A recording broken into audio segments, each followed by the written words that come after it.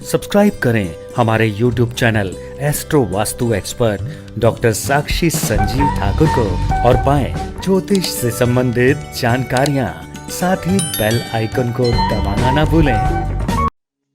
राधे राधे, जय श्री राधे, जय श्री कृष्णा, जय महाकाल, जय मां काली। मेरे प्यारे भाइयों बहनों और प्रिय प्रिय बुजुर्ग,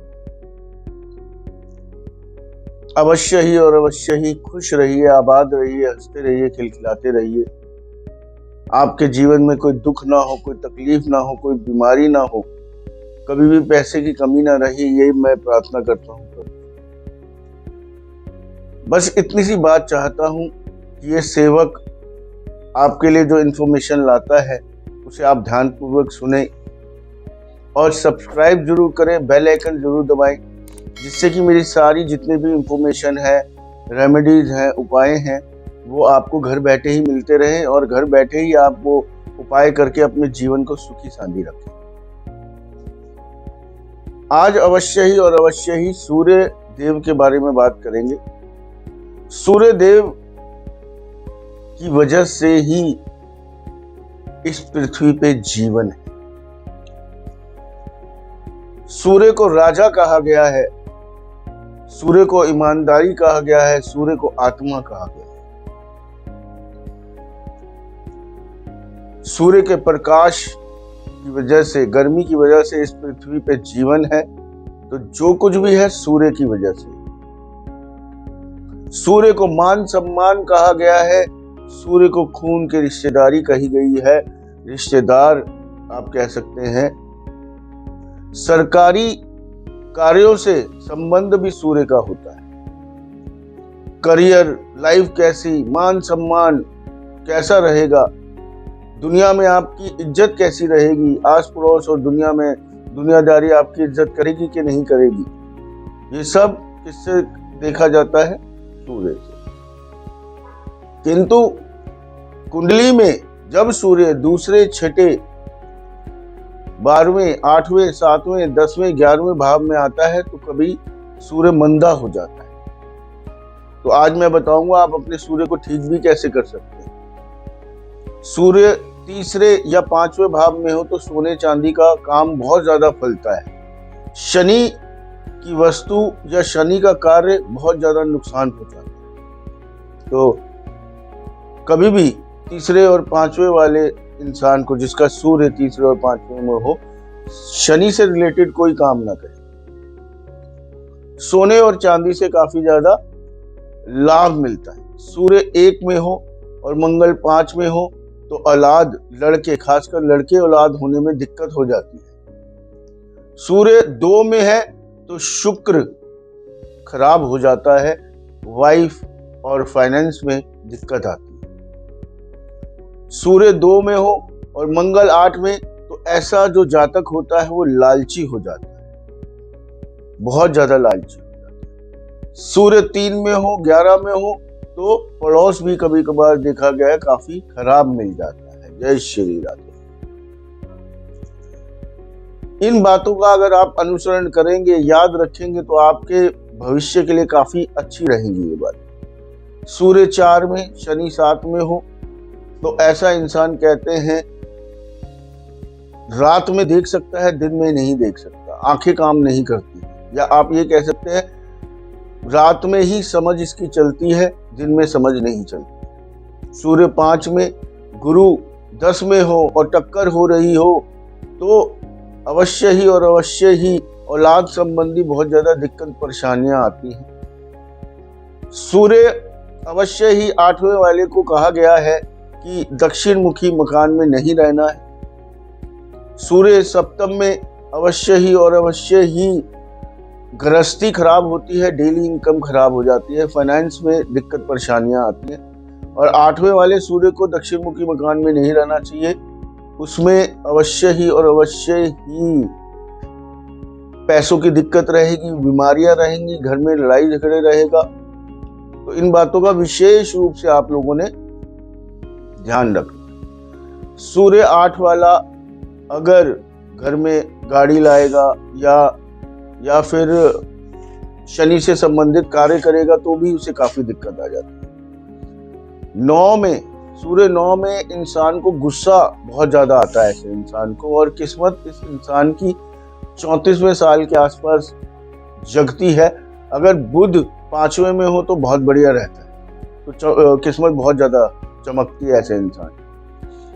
और अवश्य ही सूर्य 10वें में हो तो ऐसे लोगों को कहा जाता है कि किसी के आगे रोना ना रोए, किसी भी इंसान के आगे अपना रोना ना रोए।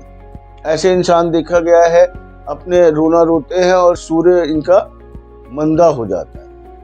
तो ये ध्यान रखें, किसी के सामने रोए ना, और अवश्य ही चुगली ना करें।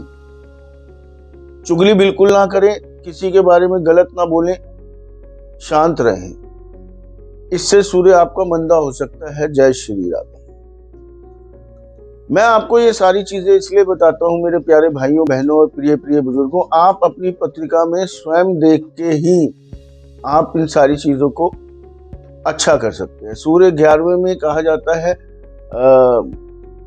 शाकाहारी रहे, मांस का सेवन ना करे, नहीं तो बच्चों में बहुत ज्यादा दिक्कत आ जाती है।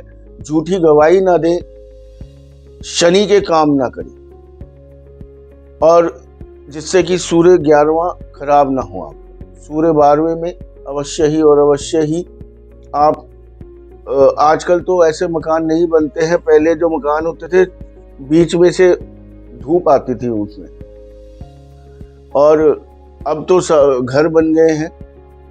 तो फिर भी कहीं ना कहीं सूर्य 12वें वाले को थोड़ा धूप के लिए रास्ता छोड़ना चाहिए, मतलब उसके घर में धूप आनी चाहिए, नहीं तो शनि की पावर यहाँ पे काफी ज्यादा बढ़ जाती है। अब मैं अवश्य ही आपको उपाय बताऊंगा पूरे 12 घरों के। सूर्य पहले में हो तो पति या पत्नी में से किसी एक को गुड़ खाना छोड़ देना चाहिए। सूर्य बहुत अच्छा होता है यहाँ पे, लेकिन शादीशुदा जिंदगी में थोड़ी दिक्कत परेशानी आती है। सूर्य दूसरे में हो तो नारियल और सरसों का तेल मंदिर में दान करना चाहिए।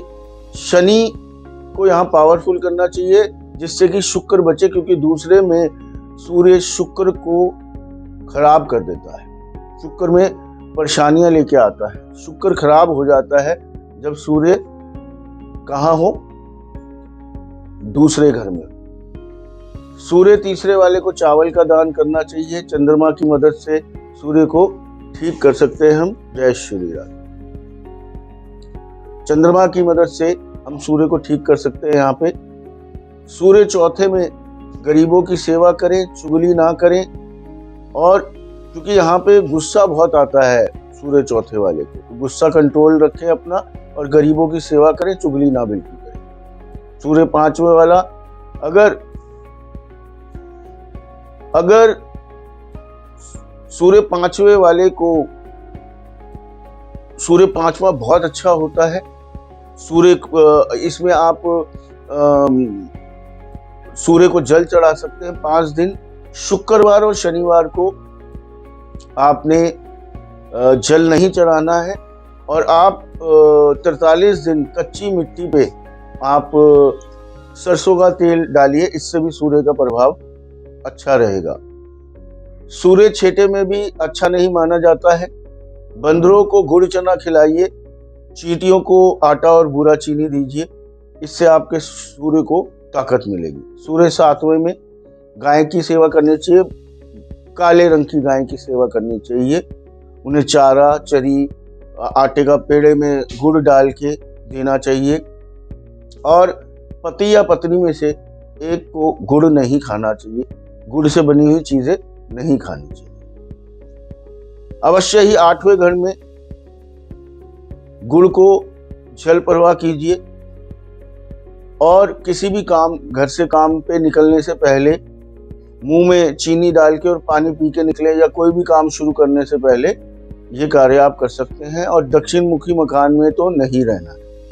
सूर्य 9वें वाले को कहा जाता है आचरण अपना ठीक रखे, अपने जो पीतल के बर्तन पुराने मिले हुए हैं फोर फादर्स से, पूर्वजों से, उन्हें ना बेचे, उन्हें संभाल के रखे, या उनमें खाना पकाए, टोपियां ना घुमाए, मेहनत करके खाना खाए। ये सूर्य 9वें वाले को बहुत अच्छी तरह से समझाया जाता है। अपना जो जीवन शैली है उसे ठीक रखे, गलत चीजें ना करे। जय श्री राम।